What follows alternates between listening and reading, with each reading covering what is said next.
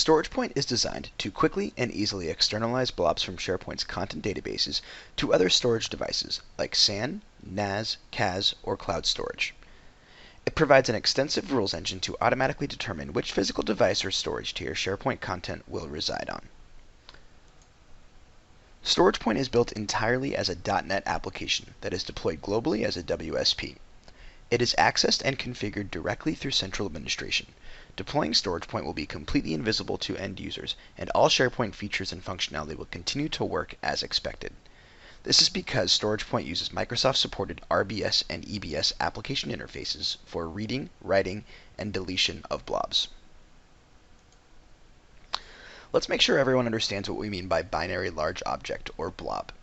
In SharePoint, a binary large object is a block of data that is stored in a database that is known by its size and its location instead of its structure.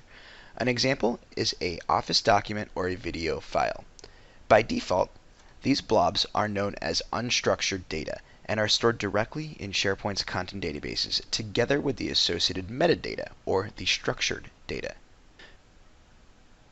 Notice that a blob and its metadata are both stored in SQL.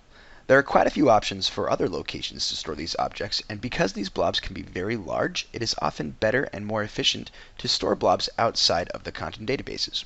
This is what Remote Blob Storage, or RBS, is used for. RBS efficiently transfers the blobs to a dedicated storage solution of your choosing, and stores references to them in the database. This frees server storage for structured data and frees server resources for other database operations. Let's take a quick look back on how we got to where we are today. SharePoint 2001 actually had the option of using the file system or database for storage. Once 2003 was released, StoragePoint standard on SQL Server storage. On to 2007, 2010, and 2013 versions, all content remains stored in SQL. However, 2007 introduced the concept of external blob storage, or EBS.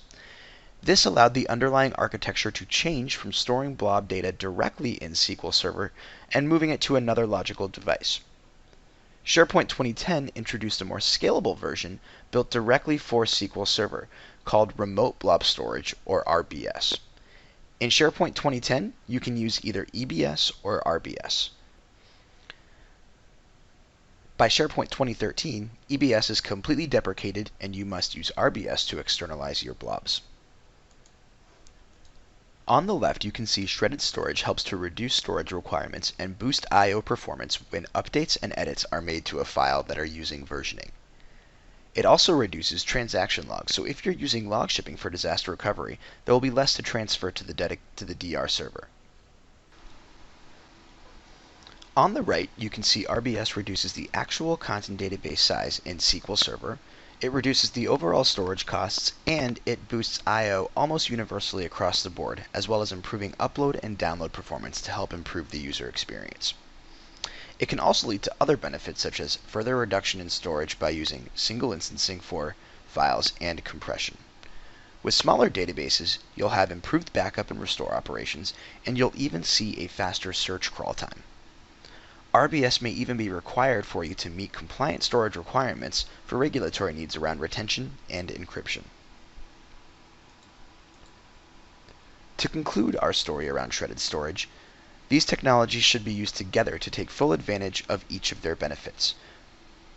SharePoint performance and storage requirements will drastically be improved using both technologies, plus additional SharePoint administration and management benefits like backup, compression, encryption, and more like I previously mentioned. I urge you to look at the SharePoint Boundaries Guide for the version of SharePoint that you have in order to make sure that you are abiding by SharePoint best practices.